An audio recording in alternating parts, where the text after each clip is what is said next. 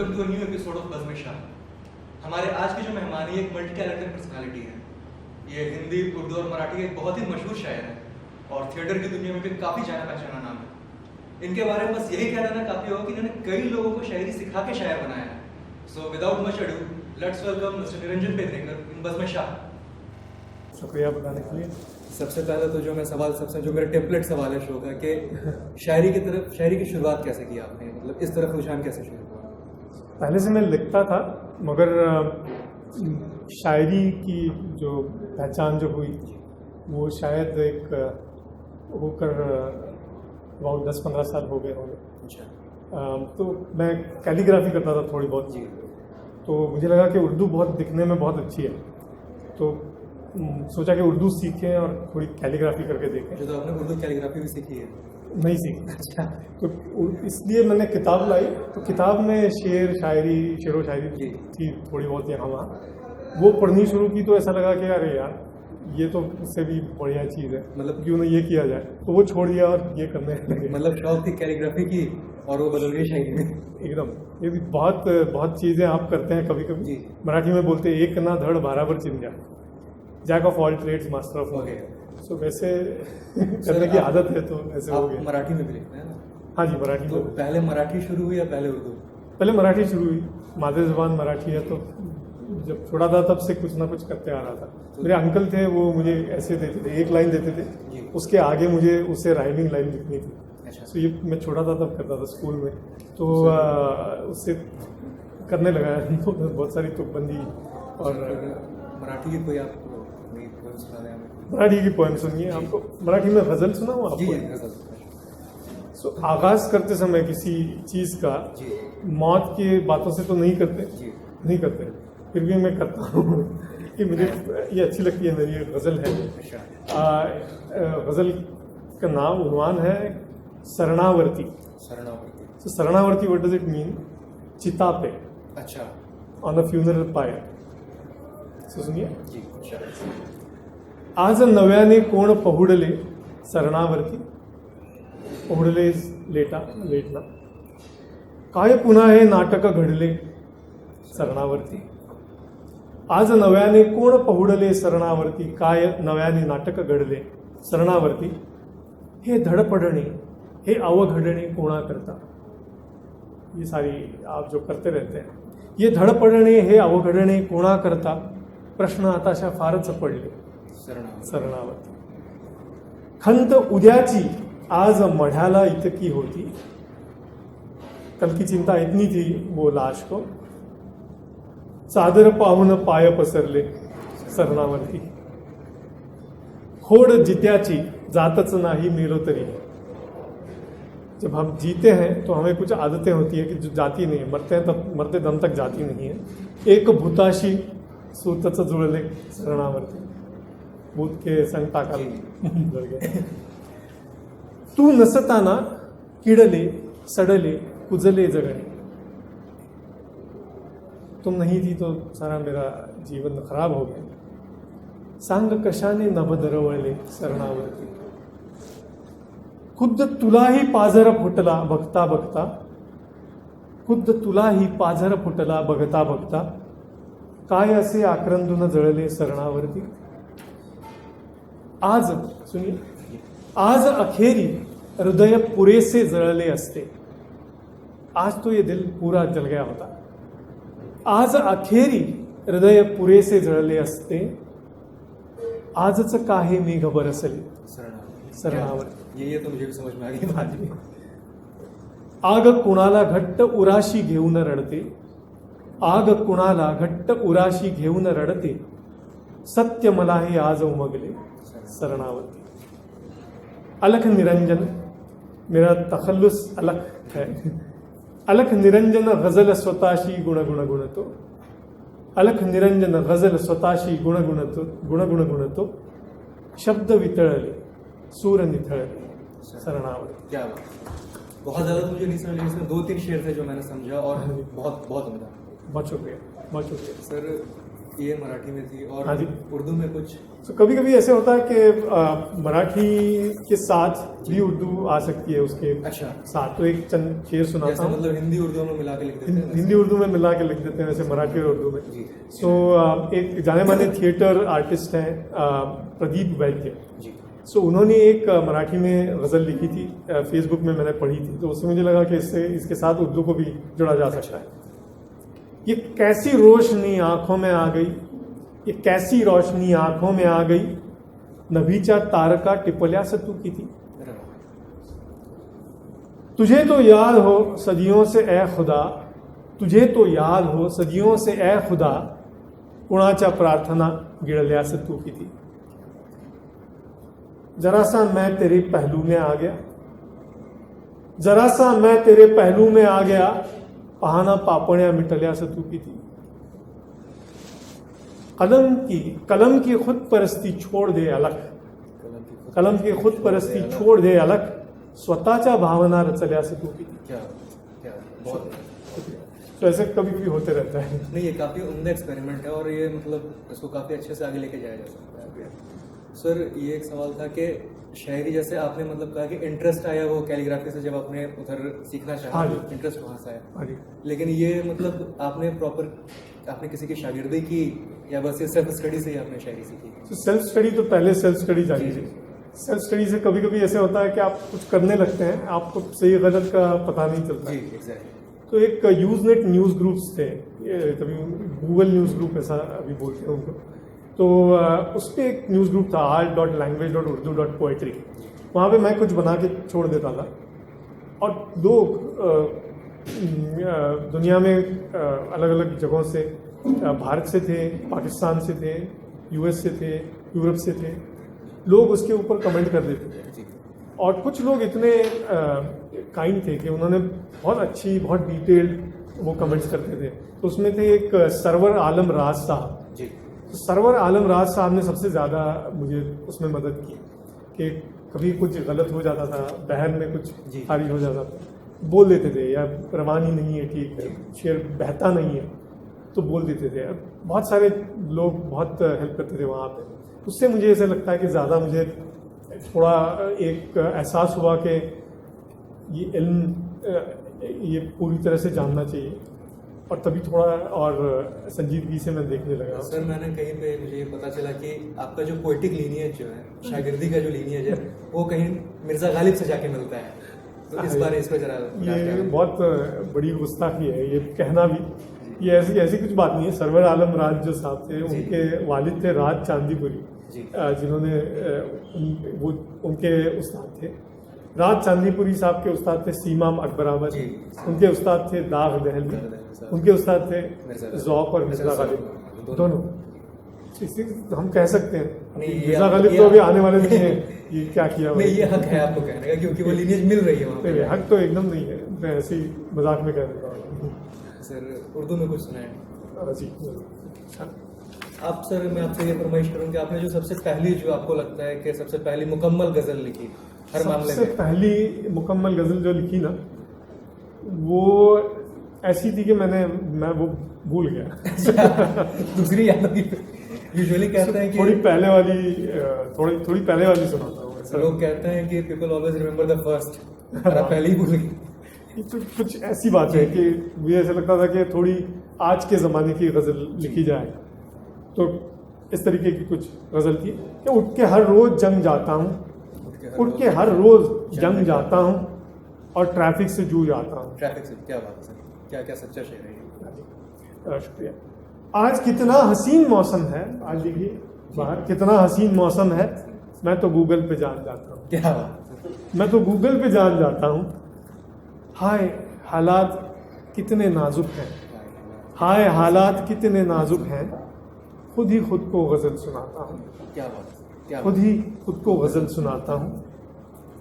यूँ तो यादों में वो भी आते हैं, यूँ तो यादों में वो भी आते हैं, क्या करें मैं ही भूल जाता हूँ। क्या बात है, क्या बात है, बहुत उम्दा, बहुत जबरदस्त। चाहो कुत्ता कहो या धूम तारा, धूम तारा पता है आपको, कमेंट जो होता है उसको धूम तारा कहते हैं। चाहो कुत्ता कहो या धूम तारा, बारहा पूछ तो हिलाता हूँ।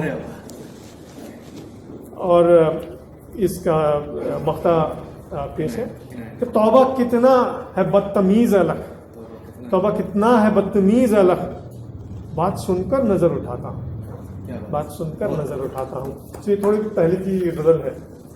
आजकल जो बनती है थोड़ी अलग तरीके से बनती है कि पहले ऐसे लगता है आपको कि गजल दो तरीके की होती है कि एक है कि जिसमें आप एक्सप्रेशन दे दे पूरा और लोगों से तालियां आपको चाहिए। सो वैसी गजल मैं पहले ज्यादा लिखता था, ऐसा लगता था कि अरे हर एक शेर ऐसा बनना चाहिए कि लोगों ने तालियां वाह वाह वाह। मतलब जैसे एक, जहाँ तक मेरी समझ है कि गजल जो होती है एक होती है लाइव सुनाने वाली मुशायरे की गजल और एक होती है पढ़ने वाली। हाँ जी, तो पढ़ने वाली गजल जो है कि जिसमें आप लिटरेचर के तौर पे कुछ हासिल कर सकते हैं, ऐसी गजलें मैं ज़्यादा लिखने लगा हूँ आजकल। तो एक शेर लिखा था, एक पेंटिंग देखकर मैंने एक शेर लिखा था कि मेरे ही ख्याल की आज़ादगी से कट गया हूँ मैं, मेरे ही ख्याल की आज़ादगी से कट गया हूँ मैं, कि कितने अजनबी हिस्सों में देखो बढ़ गया हूँ मैं, क्या कि कितने अजनबी हिस्सों में देखो बढ़ गया हूँ मैं। तो इसके ऊपर मैंने गजल एक पूरी गजल मुकम्मल की। तुम्हें चलना है तो बेशक तुम ही चलते चले जाओ, तुम्हें चलना है बेशक तुम ही चलते चले जाओ, सफर आसान है कि रास्ते से हट गया हूँ, कि रास्ते से हट गया हूँ मैं। क्षमा जलती है, क्षमा जलती है कम कम आजकल हर साल गिरहा पर, क्षमा जलती है कम कम आजकल हर साल गिरहा पर, उम्र बढ़ती है लेकिन जिंदगी से घट गया हूँ, उम्र बढ़ती है लेकिन जिंदगी से घट गया हूँ। ये बहुत बहुत सच्चा शेर है सर ये। हाँ जी, ये जिगर साहब का एक शेर है कि वही है जिंदगी लेकिन जिगर ये हाल है अपना, वही है जिंदगी लेकिन जिगर ये हाल है अपना, कि जैसे जिंदगी से जिंदगी कम होती जाती है, तबीयत इन दिनों बेगाना गम होती जाती है, मेरे हिस्से की गोया हर खुशी कम होती जाती है। सो ये उनका शेर है, बहुत अच्छा है, बहुत अच्छा है। मुझे मालूम है क्या मैं कहूँगा क्या कहोगी तुम, मुझे मालूम है क्या मैं कहूँगा क्या कहोगी तुम, कि जैसे दास्तां रिश्ते की अपने रट गया हूँ। और इसमें आखिरी शेर है, मेरे इस शेर का टुकड़ा जुदा होकर न खो जाए, मेरे इस शेर का टुकड़ा जुदा होकर न खो जाए, इसी कागज सा बीचों बीच थोड़ा फट गया। क्या बात है सर, क्या इसी कागज सा बीचों बीच थोड़ा फट गया। सो इस तरीके की आजकल मैं ज़्यादा करता हूँ शायरी कि जिसमें थोड़ा सोचना ज़्यादा होता है, मतलब जो रीडर जो है वो अपने थॉट्स अपने थॉट उसमें अलग-अलग कैनवस में ढाले और अपने तरीके से उसका मीनिंग देखे। तो सर अभी हमने गज़लों के बारे में बात की। हाँ जी सर, तो is there any difference between Marathi poetry and Urdu poetry?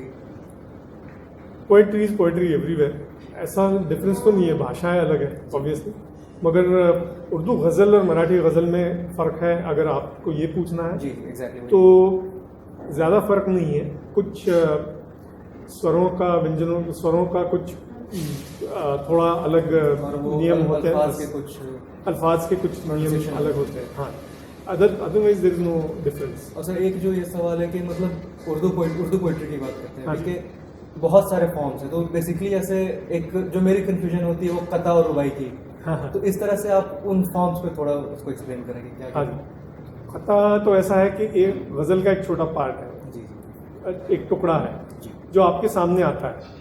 कभी कभी ऐसा होता है कि मतले के जो दोनों शेर हैं ना, तो वो थोड़ा हल्का बन जाता है, दोनों में काफिया रदीफ चाहिए तो और शेर बन जाते हैं अच्छे जी। तो आप शेर सुनाने का मन करता है आपको। अच्छा, तो मतलब कि एक पुल मैंने भी तो बांधा था, एक पुल मैंने भी तो बांधा था, प्यार बस राम का नहीं होता। क्या बात है, और हर कोई द्रौपदी बचे जितना, और कोई द्रौपदी बचे, हर कोई द्रौपदी बचे जितना, हौसला शाम का नहीं। क्या बात है सर। अभी ये जो बन गया कथा वो एक साथ बन गया जी। ये दोनों शेर जो हैं वो एक बड़ी गज़ल के बड़ी गज़ल का पार्ट है, मगर ये दोनों एक साथ जब आते हैं तो अच्छा लगता है जी। तो इसीलिए बाकी छोड़ के सिर्फ यही आपके सामने आ सकता है, तो इसीलिए कथा यूज़ करते हैं। बाकी अदर जो फॉर्म्स हैं पोएट्री में, रुबाई होती है कि जिसमें 4 लाइनें होती हैं, पहली 2 लाइनें और चौथी लाइन, जी। इन तीनों में रदीफ और काफिया होते हैं। बेसिकली अगर इसका इंग्लिश में राइम देखें तो ए ए बी ए ऐसा ए बी ए ऐसे टाइप का राइमिंग होता है इसका। और बाकी नज़म तो होती है कि नज़म में बहर होता है, बहर बदलते रहता है कभी कभी। एक तरीके की रवानी होती है, मुसलसल होता है उसका मीनिंग, कंटिन्यूस होता है मीनिंग जनरली। और आज़ाद नज़म भी होती है कि जिसमें कुछ बहर नहीं होता। आप कह सकते हैं। ये सर एक ये सवाल था कि मान लो मैंने कोई एक नज्म लिखी, हाँ जी। तो ये कोई जरूरी है कि पूरी नज्म एक ही बहर में हो? नहीं, ऐसा या कुछ हर बंद अलग अलग बहर में लिखे? एकदम ज़रूरी है, एकदम आप चाहे जैसे लिख सकते हैं। मतलब ये जरूरी कि हर बंद एक बहर में हो? ज़रूरी तो नहीं है, जी। उससे शोभा बढ़ती है। नहीं, जैसे मान लीजिए मुसद्दस नज्म होती है, मुरब्बा हाँ जी। नज्म होती है। हाँ जी, हाँ तो जी। इसके जो सारे बंद हैं वो? हाँ जी, एक इसमें है तो that is the right thing to do. Okay, मतलब अगर वो नहीं है तो भी कोई हर्ज नहीं है तो भी हर्ज नहीं है, ये ऐसा तो नहीं है। मगर उसकी ब्यूटी देखी जाए, अगर आप कह रहे हैं, जैसे फॉर एग्जांपल आप गज़ल है ये कह रहे हैं अगर, हाँ। तो कुछ चीज़ें होनी ही चाहिए, वो स्ट्रक्चर होना ही चाहिए। तो बहर सब सारे मिसरों में बहर वही होना चाहिए फॉर एग्जांपल, या ऐसे होना चाहिए कि रदीफ काफिया होने चाहिए, मतले में वो डिफाइन होने चाहिए, बाद में वो हर एक दूसरे मिसरे में मुकम्मल होने चाहिए एट्सेट्रा। ये होगा ही स्ट्रक्चर। नज़म का ऐसा स्ट्रक्चर नहीं है कुछ। सर आप अपनी कोई नज्म सुना दें। और नज़म सुनाना है? फरमाइश है कोई मराठी नज्म अगर आपके पास अभी हो तो? मराठी नज़म, ओके ठीक है, मैं मराठी एक नज़म सुनाता हूँ, तब तक मैं ढूंढ रहा हूँ। जी जी जी।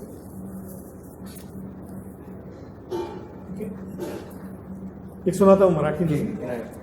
मी आज ठरवले होते, मी आज ठरवले होते, चंद्राच्या चमचमणाऱ्या राटांनी उजळवलेले ओले ते दुखरे मोती डोळ्यांच्या शिंपामधले, निसटून तुझ्या गालांच्या काठांवर उघळताना अलवार नखात टिपावे अन हृदयाशी माळावे। मी आज ठरवले होते, मी आज ठरवले होते, पण झाले काही दुसरे, कुछ और हो गया। नवधुरकटले काजळले चंद्राची सरली भरती, काळोख किती कोसळले हिरमुसल्या माळावरती, भंडार तुझ्या मोत्यांचे गालांवरती विरघळले, अनुदार अथांग तमाच्या अंधार तळाशी निजले। मी आज ठरवले होते, पण झाले काही दुसरे। मी आज ठरवले होते, दोघांना वाट मिळावी, वाटेवरली वनराई अंगाला बिलगून जावी, अनिकेत तुझ्या गंधाची श्वासांची भेट घडावी, मग माझ्या आयुष्याने उचलून तुला हलक्याने पाऊल असे ठेवावे, अंधाराने उजळावे। मी आज ठरवले होते, पण झाले काही दुसरे। प्रश्नांकित उत्तर रात्री विझलेल्या संवादाला कंटाळून माझा रस्ता आपुल्याच लयीत निघाला, वारा उलटा वाहताना घासून तुझ्या केसांना गंधांचे फसवे ओझे माळून फरारी झाला। माघारी वळलो तेव्हा अश्रूंचे टपटपणेही भिजलेल्या वाटेवरती मग ऐकू आले नाही, अंधाराने ओघळत्या वाटेवर हुडकण्याकरता वाटेत हुडकण्याकरता पाऊल खुणांच्या जागी काहीच उरवले नाही। एका अनिरुद्ध क्षणाने माघारी बघण्यासाठी मनधरणी केली जेव्हा, इतकेच जरासे दिसले, वळणावर वळता वळता अंधाराने प्रेमाने दुरात तुझ्या प्रतिमेला अखंड उराशी धरले। मी आज ठरवले होते, पण झाले काही दुसरे। सो ये नज़म है जिसको रवानी होती है। ये नज्म तो वर्ड्स मुझे बहुत ज़्यादा समझ में नहीं हाँ आए, जी। लेकिन ये फ्लो जो था हाँ वो जी। बहुत उम्दा। सर बहुत उम्दा नज्म सुनाई आपने। शुक्रिया। अभी हम लोग सर बहर के बारे में बात कर रहे हैं, तो यूजुअली जब हम लोग गज़ल सीखने की बात करते हैं तो बहर, काफिया, रदीफ, इस पे हम लोग फोकस करते हैं। हाँ जी। लेकिन सर ये रवानी, इन सब चीज़ों को मेंटेन कैसे किया जाए? So, और भी कुछ चीज़ें होती हैं क्या जो मतलब बाहर से नहीं दिखती, लिए वो लेकिन हाँ जैसे हम जो कोडिंग करते हैं हाँ जी। तो सिंटैक्स पे सब फोकस करते हैं, हाँ। लेकिन लॉजिक कैसे बिल्ड किया जाए? लॉजिक कैसे बिल्ड किया जाए? सो एक तो सिंपल सी चीज़ है, एक कि अगर आपका शेर बह रहा हो जी भाषा में, जी। लैंग्वेज में, तो वो ठीक है। आप सोचिए कि आपके सामने जो फेमस गज़लें आती हैं, जी तो सारे शेर ऐसे होते हैं कि इजीली बोले जा सकते हैं। जी कोई भी देखिए, तुमको देखा तो ये ख्याल आया, जिंदगी धूप तुम घना साया, टेढ़ा मेढ़ा आड़ा टेढ़ा ऐसा कुछ नहीं है उसमें। और सोचिए कि जगजीत सिंह साहब की बात की है तो आए हैं समझाने लोग, है कितने दीवाने लोग, इजीली चला जाता है ऐसा। रंजिश ही सही दिले दुखाने के लिए आ, रंजिश ही सही दिले दुखाने के लिए आ, फिर से मुझे छोड़ के जाने के लिए आ। एक तरीके से बहते हैं ये सारे जो जैसे कोई उम्मीद बर नहीं आती, कोई सूरत नज़र नहीं आती। मगर क्या होता है कि नए शायर जब शायरी करते हैं तो ख्याल एक्सप्रेस करने के पीछे लगे होते हैं वो। तो बहुत बार ऐसा हो जाता है कि उसमें जैसे रेलगाड़ी चल रही हो और ये चेंज कर दिया, पटरी चेंज कर दी, तो एकदम अलग सा लगता है। तो थोड़ी देर एक पटरी पे रहते हैं, थोड़ी देर दूसरी पटरी पे रहते हैं। जो है अगर उसका क्रियापद है वो आगे आता है, पीछे आता है, कभी कभी उल्टा पुल्टा हो जाता है वो। बहुत सारी चीज़ों का सिंप्लिसिटी चाहिए जो है वो। हम गालिब की जो डिफिकल्ट वाली है वो नहीं दिखनी चाहिए, क्योंकि उनकी अलग स्टाइल थी। वो पर्शियन से ना उनको सुनने वाले उनके बहुत सारे ऐसे शेर हैं कि जो बहुत रवानी है उन्होंने उन शेरों में। तो जैसे कोई उम्मीद बन नहीं आती, बहुत रवानी वाला शेर है। नक्श फरियादी है किसकी शौकी है तहरीर का, ये भी रवानी है उसमें, इतना ही है बस कि बहुत डिफिकल्ट लफ्ज़ हैं उसमें, मुश्किल लफ्ज़ हैं। तो अगर आपको लफ्ज़ जानने के बाद भी ये नहीं पता चलता कि क्या कहना चाह रहे हैं वो, सो वो अलग टाइप की शायरी है, वो हमें नहीं करनी चाहिए ऐसा मुझे लगता है आजकल के ज़माने में, इसमें बहुत डिफ़िकल्ट हो जाए कंस्ट्रक्शन। क्योंकि अगर आप एक बार कंस्ट्रक्शन डिफिकल्ट क्रिएट करो तो उसको मेंटेन करना भी आगे। हाँ जी, आप ये बहुत बड़ी बात होती है। हाँ सर, एक ये कि आप सर फॉरेन ट्रिप्स में जाते रहते हैं अपनी कंपनी के काम हाँ में, तो सर कभी आपने अंग्रेजों को शायरी सुनाई है नहीं? ये याद तो नहीं है, गाने तो सुना है और गाना सुन के वो अपने अपने तरीके से घूम उठे, मगर शायरी तो नहीं सुनाई। एक मोहतरमा है जो बहुत बड़ी जानकार है इन चीज़ों की, उनका नाम है फ्रांसिस प्रिचेट। वो कोलंबिया यूनिवर्सिटी में है, उनके साथ मेरी अक्सर बातें हुआ करती हैं। उनसे मिला नहीं मैं अभी तक, न्यूयॉर्क में है वो, कोलंबिया में पढ़ाती है। गालिब पे बहुत अथॉरिटी है बड़ी, और डेजर्ट फुल ऑफ रोजेस करके उनकी एक साइट भी है जिस पे उन्होंने हर एक गालिब के शेर का एनालिसिस किया। सो ऐसे भी कुछ लोग आपके सामने आ सकते हैं कि आप कहें कि ये आपको मैं एक शेर सुनाता हूँ, वो आपको पूरा गालिब का दीवान सुना, ये भी हो सकता है। तो अंडर एस्टिमेट नहीं करना चाहिए। सर, अभी आपने उनकी बात की तो मेरे जहन में एक बात आई कि आजकल जो रोमांटिक पोइट्री का जो हमारे यहाँ सीन है, तो जब हम रोमांटिक वर्ड सुनते हैं कभी भी, तो मेरे जहन में जो ख्याल आता है वो है कि यूरोपियन रिवॉल्यूशन के दौरान जो रोमांटिसिज्म जो शुरू हुआ था, तो जब हम पुराने शायरों को, मतलब जो विदेशी जो पोएट्स हैं यूरोप के, उनको देखते हैं तो उनके यहाँ का जो रोमांटिक पोइट्री है वो थोड़ा डिफरेंट है।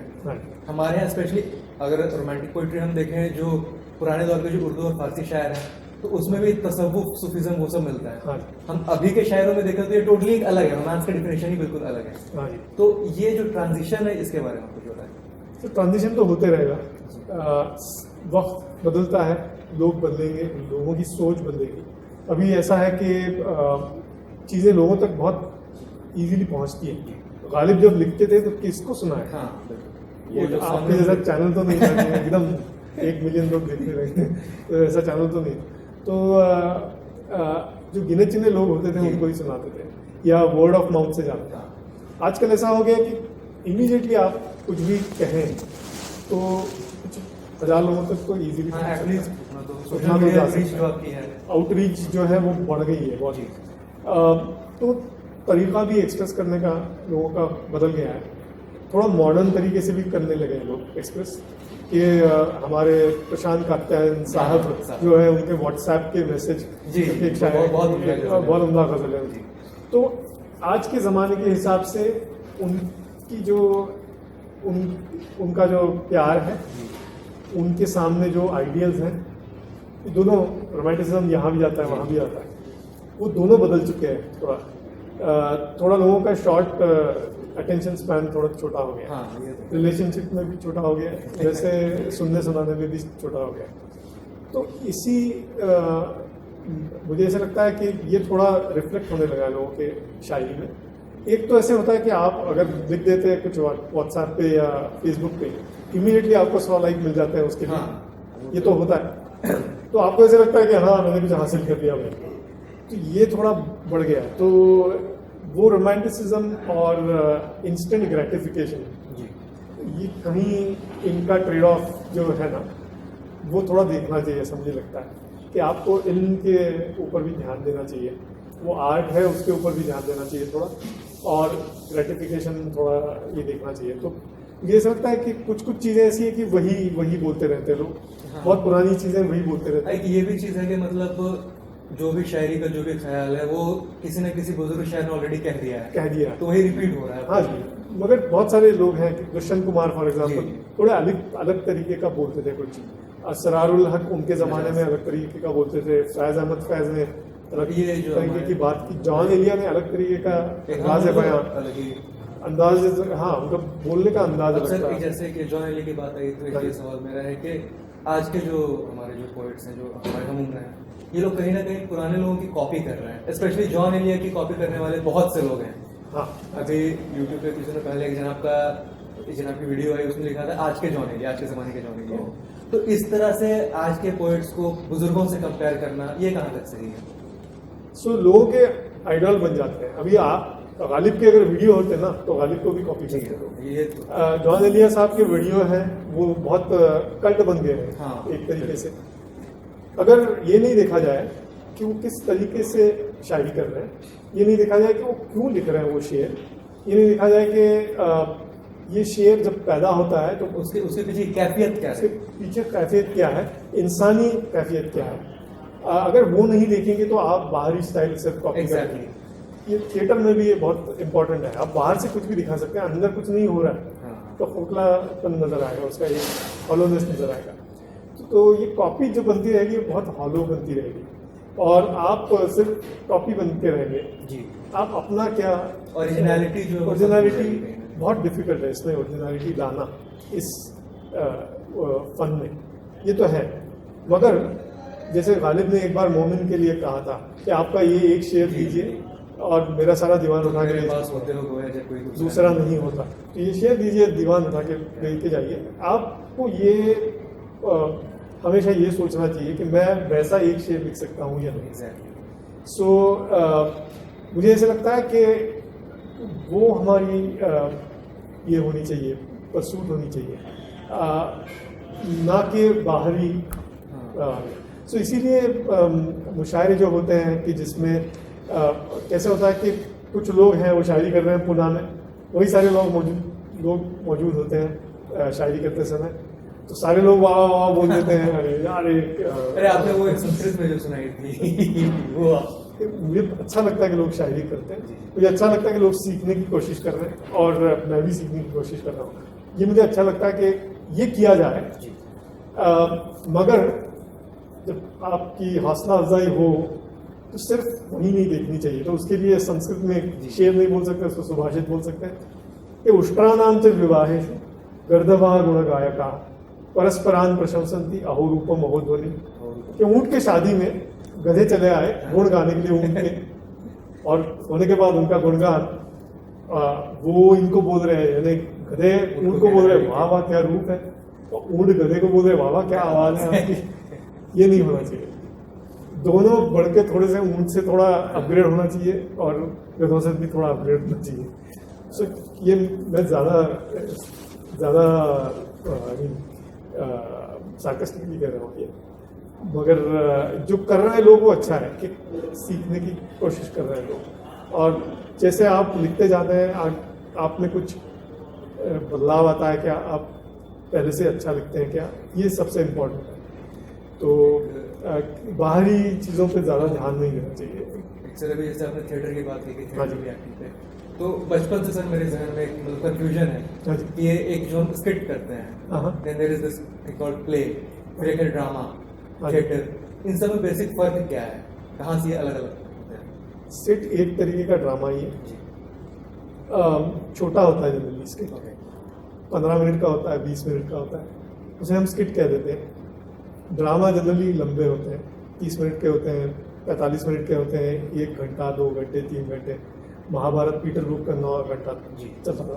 तो ड्रामा जनरली ऐसे होता है कि उसको ज़्यादा स्ट्रॉन्ग स्टोरी हो, ओके उसका एक्ट स्ट्रक्चर बहुत क्लियर हो, स्किट में जनरली छोटे छोटे मोन्टाजेस नहीं बोल सकते उसको, छोटे छोटे स्केचेस होते हैं, वो एक साथ लाए जाते हैं। एक तरीके की स्टोरी नहीं रहती, स्टोरी की आर्क नहीं रहती, जिसे कहते हैं हम आर्क। एक कोई प्रोटैगनिस्ट होता है, उसको कुछ होता है, वो कुछ उसको प्रॉब्लम आती है, वो सॉल्व करने जाता है और एंड में वो कैसे सॉल्व करता है करके, ये जनरली अपना स्टोरी का आर्क होता है। तो वो ज़्यादा उस पर ध्यान नहीं देते हैं स्किट में, क्योंकि छोटा है, आपको एक्सप्रेस करने के लिए छोटा मतलब ये कहें कि स्किट जो ड्रामा का बेसिकली एक शॉर्ट वर्जन है। शॉर्ट वर्जन ऐसा कह सकते हैं, short more informal version is skit. Sir अभी आपने बताया कि आपने अंग्रेज़ों को गाने सुनाए थे तो सर मैं गाना गाने को आपको नहीं कहूँगा, लेकिन आप अपनी कोई नज़्म, अपनी कोई गज़ल तरन्नुम में पढ़ दें।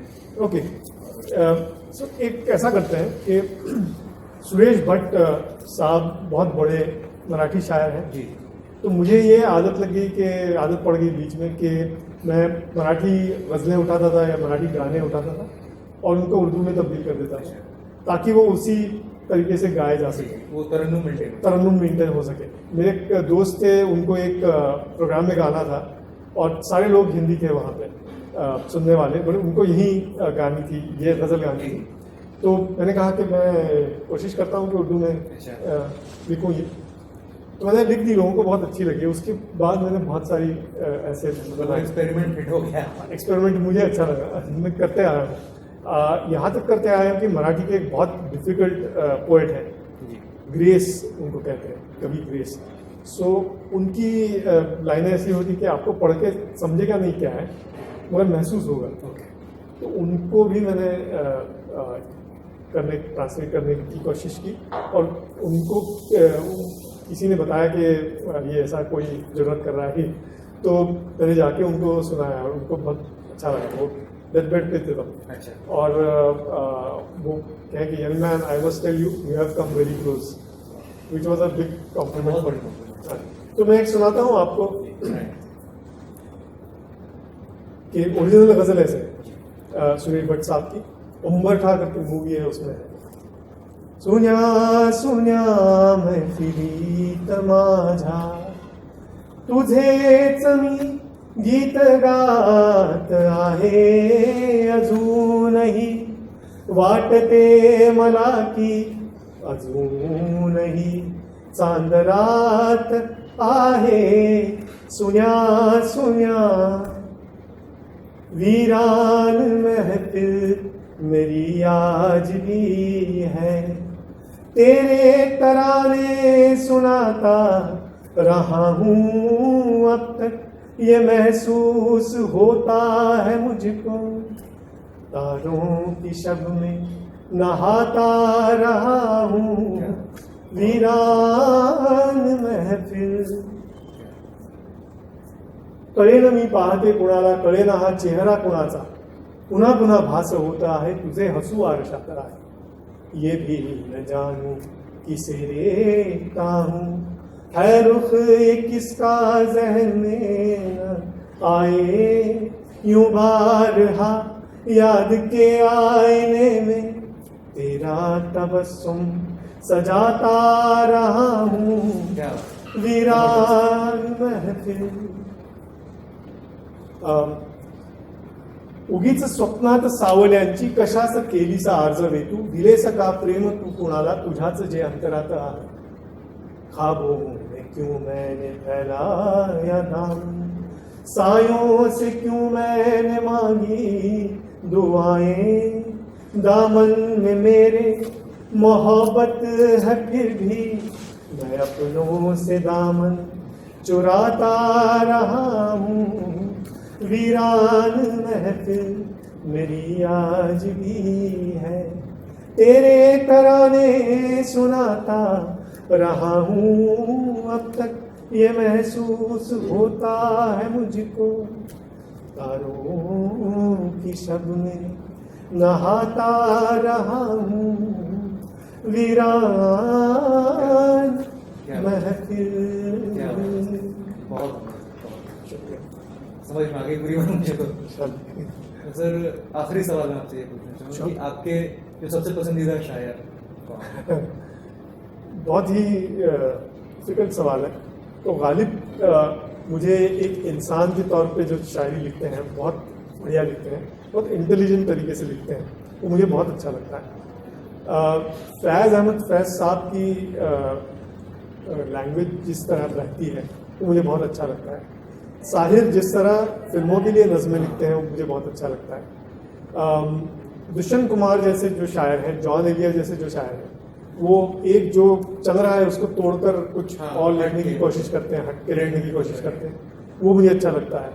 सुदर्शन फाकिर, बशीर बद्र, ये सारे जो थोड़े नए शायर हैं उनकी शायरी मुझे अच्छी लगती है, जिगर साहब की अच्छी लगती है। तो ऐसा बहुत मुश्किल है, क्योंकि ऐसे हो जाता है कि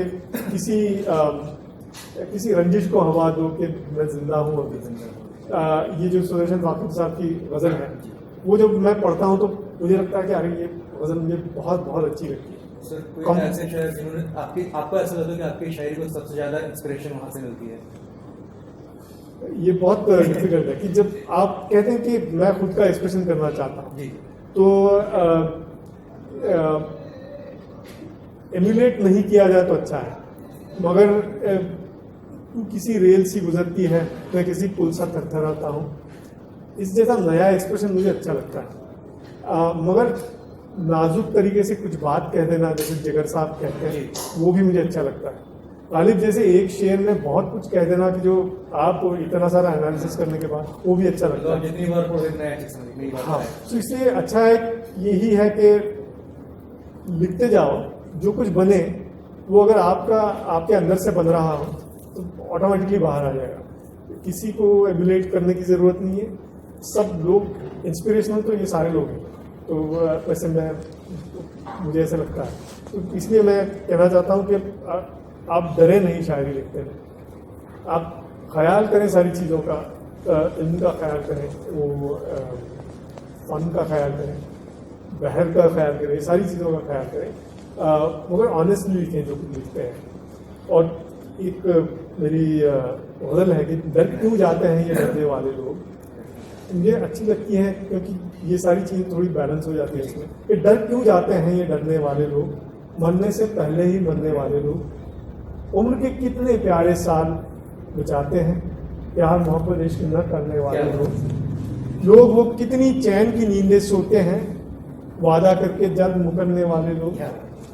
एक दिन सारी धरती को खा जाएंगे, अभी इलेक्शन आ रही है, एक दिन सारी धरती को खा जाएंगे घास के पीछे मिट्टी चरने वाले लोग। जीते जी क्यों इतना शोर मचाते हैं कब्रों में सन्नाटा भरने वाले लोग। देखें नसीहत क्या वो हमको पढ़ाते हैं, वैसा नहीं है हम भी सुधरने वाले लोग। क्या बात है सर। तरने की उम्मीदों में तुम मत डूबो, कि तरने की उम्मीदों में तुम मत डूबो, डूब गए हैं सारे तरने वाले लोग।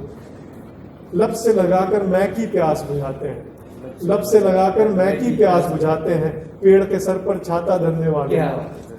राज बुलंदी के दुनिया से छुपाते हैं, दुनिया से छुपाते हैं, सीढ़ी से चुपचाप उतरने वाले लोग। और आज अलग को क्यों इम्कान में ढूंढते हो, पॉसिबिलिटीज में, आज अलग को क्यों इम्कान में ढूंढते हो, खाक से क्या उभरेंगे उभरने वाले। क्या बात है, बहुत शुक्रिया सर। एक आखिरी फरमाइश आपसे करता हूँ, हाँ। कोई बड़ी बहरी गजल, लंबी मीटर वाली। लंबी मीटर वाली गजल। सो मैंने गजल सुनी थी उबैद आजमी साहब की, मुझे अभी याद नहीं, वो गजल बहुत लंबी बहर की थी, उसी बहर में मैंने गजल की कोशिश की है कि आइए ठहरिए देखिए जानिए हमको नजदीक से और पहचानिए, अब न घबराइए और करीब आइए, हमसे नजरें चुराना है किस काम का। छोड़िए कुछ नहीं बोलिए जाइए, जो दफा हो गए लौट कर ना आइए, बस जरा सोचिए और पछताइए, आपसे दिल लगाना है किस काम का। एक दूसरे से बढ़ जाते हैं लोग। देर तक रात है चांदनी साथ है, चंद तारों की अदनी सी बारात है, थोड़े बादल भी है थोड़ी बरसात है, जैसे आलम में कुछ खास ही बात है, फिर भी हम दूर हैं खुद में ही चूर हैं, या तो मजबूर हैं या तो मगरूर हैं, जिनकी महरूमियत हमसे मंजूर है, ऐसी रातें बिताना है किस काम का। शाद है जिंदगी याद है जिंदगी, कुछ तजुर्बों के आबाद है जिंदगी, एक नजरिए की ईजाद है जिंदगी, चंद लम्हों की उड़ाद है जिंदगी। 4 दिन का मगर है सुहाना सफर, ढूंढ ले हम सफर ले मजा बेखबर। इन फरेबों पे तेरा यकीन है अगर, फरेबों पे तेरा यकीन है अगर, तो ये जी का जलाना है किसका? क्या बात है सर, क्या बात है। बात लफ्जों की है, बात शेरों की है, बात मिसरों की है, बात बहरों की है, बात हरफों की है, बात रुकनों की है और अलग के ज़बानों बयानों की है। लेकिन एहसास जब मिट चुके हों सभी और जज्बात से मिट चुकी हो नमी, जबकि महफिल में अपना नहीं है कोई, तो गज़ल गुनगुनाना है क्या किसका? बात है सर, बहुत बहुत ज़बरदस्त। शुक्रिया। सर इसी के साथ आज हम लोग ये टॉक को एंड करते हैं। ये आप बुलाने के लिए बहुत शुक्रिया। आने के लिए बहुत शुक्रिया सर आपका। तो गाइज ये थे हमारे निरंजन पेडनेकर साहब, बहुत मज़ा आया इनके साथ बात करके। उम्मीद है आपको भी ये वीडियो देख के बहुत मज़ा आएगा। अगर आप फेसबुक पे हैं तो हमारा पेज लाइक करें और अगर आप यूट्यूब पे हैं तो हमारा चैनल ज़रूर सब्सक्राइब करें। हमारे वीडियोज़ हर हफ्ते आते हैं बज़म शाह के, आप देखें और अपने दोस्तों को भी दिखाएं, लाइक करें, शेयर करें। इसी के साथ आज आपसे विदा लेता हूँ, बहुत जल्द मुलाकात होगी। शुक्रिया।